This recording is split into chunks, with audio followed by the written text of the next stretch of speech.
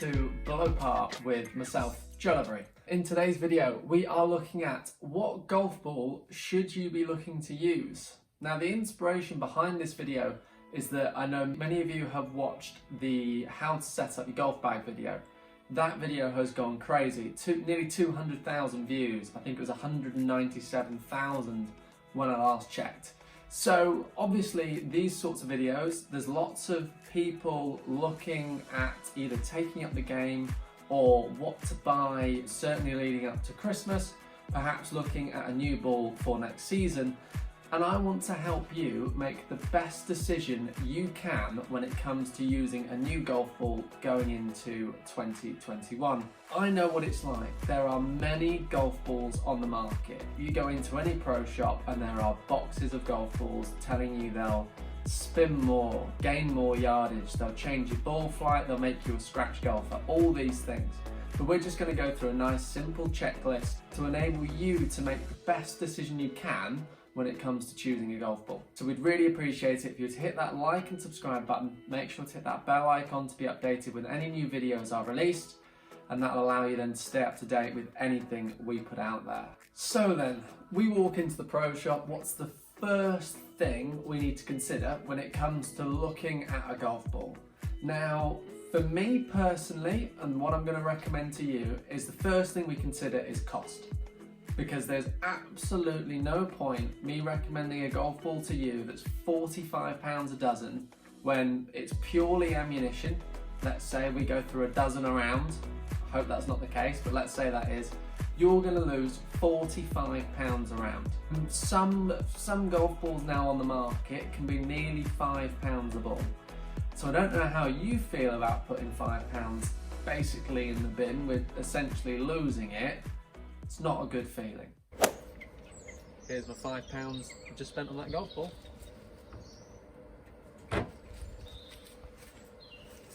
So the first thing we consider is cost, because don't get me wrong, in an ideal world I could put you in the most expensive ball in terms of best performing as well, and this then would give you the best golf ball for you. You know, I remember doing some product training with Titleist a few years ago, and they were saying ideally we'd like to put everyone in something like a Pro V1 or Pro V1X, one of their premium balls, because it is as good a golf ball essentially as they can make, which means you're getting the best for your money.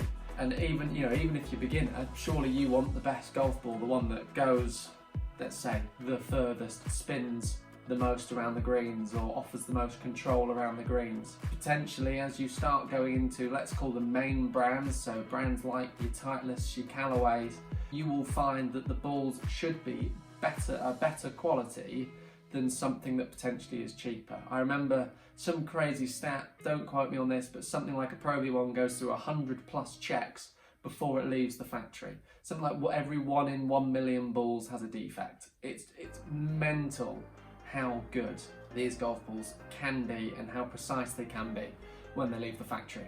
So point number 2 then is, what do you want that ball to do? Do you want it to go further? Do you want it to offer more control with your irons? Do you want to have it that it stops a bit quicker on the green? Do you just want it to feel softer? Do you want it to fly higher, fly lower? There's so many different options a golf ball can give you, and they all do behave slightly differently. Now, there is a myth here that we do need to bust, and I think this is important, that a softer ball doesn't go as far as a harder ball. All distance balls are hard. Well, I then would argue that if you hit something like a Titleist AVX, which is one of the new golf balls in their range, it's low launching, but I know that that is one of their distance balls, and it is one of the softest feeling balls in their armoury.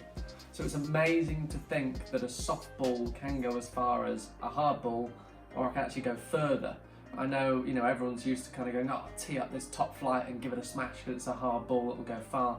It's not always the case. So do be aware of that when you are choosing golf balls. They have got clever with this now in terms of the core constructions, some up to 5 layers, and when you start getting to 5 layers you can produce a ball like that, but again it's going to cost you a bit more money. So Certainly for me, when I've done golf ball fittings in the past, we've looked at, basically I've always started off with a person's strength. Now this isn't the way everyone does it, but what I want to do is make sure that if you have a strength in your golf bag, this golf ball matches that strength. So you don't want to throw the strength off. If your game, for example, relies on your putting and your feel when you're putting, the worst thing I want to do is give you a ball that doesn't match in with what you're feeling, and suddenly the best part of your game moves or goes off a little bit and suddenly your scoring goes up. That's not what I'm trying to achieve. So I'd always sit down with the player first, understand what it is that they're after. So, I want to see a lower flight with a driver, I want a bit more control with my irons, and I want the ball to feel a bit softer on the greens.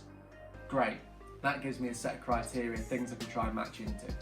So then we look at your strengths. So for me, let's say for example, my strength might be wedge shots into the green. So I find at the moment I've got a decent amount of control, I can make the ball one hop and stop. Fab. I want to maintain that going further, with my golf ball. So when I go into this new golf ball, I want to have that. So what I would do is I'd take a sleeve of 3 down to a chipping green, and I get the person to hit some chip shots. Does this ball do what you want it to? If the answer is yes, great. Let's now take it onto the golf course. Let's play 3 or 4 holes with it. Let's start to see, does this ball match into your game? Does it make a difference to the old ball? Compare them. Nothing wrong with taking new ball versus old ball and playing a couple of holes with them, hitting 3 or 4 shots with each from different areas. What does the ball do? Does it match into what you want it to? This is a little bit more of kind of gives you a bit more of a well-rounded idea of what the ball does, rather than just, I know a lot of people offer fitting services, hitting it into a net or a screen, that's fine. They're only really able to see sort of distance and spin. You'll start to get an idea when you're on the golf course as to something that feels good and performs well. That's the really important bit. So I certainly know when I was testing golf balls back when I was playing full time, I remember getting some Callaways at that point, hitting the Callaways and just thinking these are unreal. The flight just changed. I was always playing a Pro V1X, which was their lower launching ball at the time, hit one of these Callaways, ball flight suddenly changed. Feel around the green changed. Unfortunately, I can't get these Callaways anymore. I, however, have gone back to a Pro V1 rather than the X because they sort of swap them around. So I've gone into a Pro V1, and do you know what? The new one is amazing. So I've just been hitting that and it's been fantastic. It's offered me all the things I want from a golf ball. So once you've sort of done your testing, so you've bought your sleeve of 3, don't get me wrong, you might have 3 or 4 ranges of sleeves of 3 that all say they do the same thing. So you might have a Bridgestone, a Titleist, a Shrixon and a Callaway, all offering the same thing of what feels right. One of those will feel better to you than others, or if they all feel the same, look at the price of it. No point in spending $24.99 if one's $19.99, it feels exactly the same. At that point then, you've made your decision. Now what I would say then is just play with that ball and that ball alone in the future.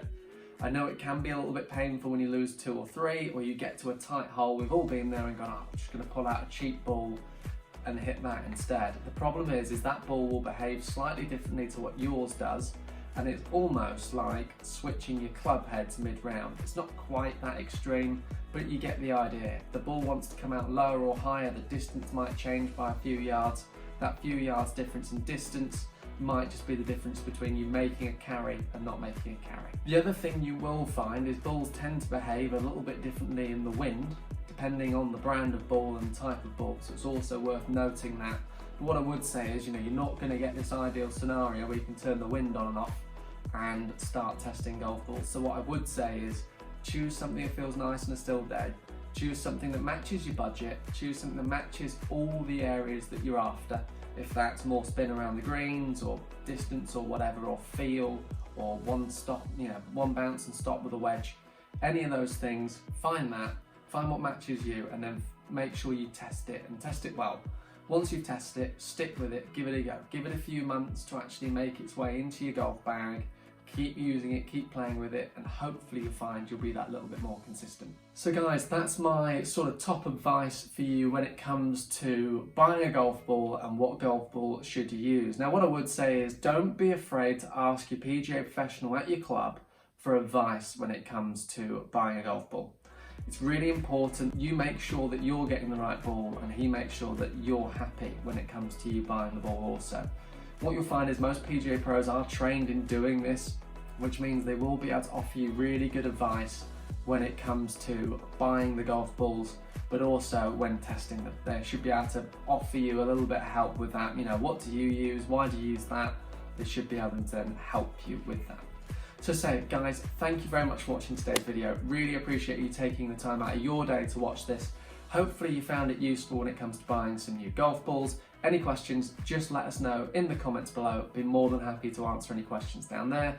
Make sure to check out our other socials as well. We've got our Instagram underneath and we've got our Facebook page as well, so do make sure to check those. But guys, thank you very much for watching. Hit that subscribe button and we look forward to seeing you very soon.